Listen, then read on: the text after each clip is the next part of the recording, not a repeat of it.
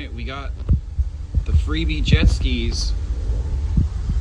Today we're going to try jumping the solenoid on this one and seeing if it'll start, because I suspect something's up with the start switch.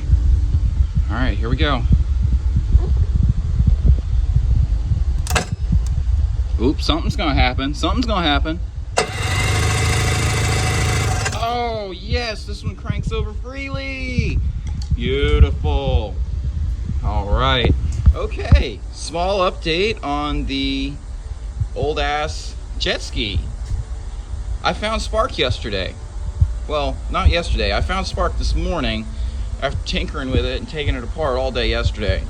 So yesterday we took the fuel tank out. I played with the CDI box, not knowing that it was really fine all along and that I just wasn't testing something correctly. So we've got a spark.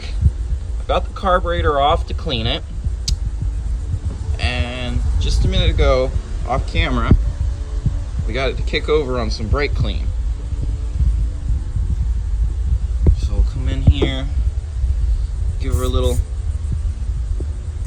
spritz inside, some vapors, hit the start switch.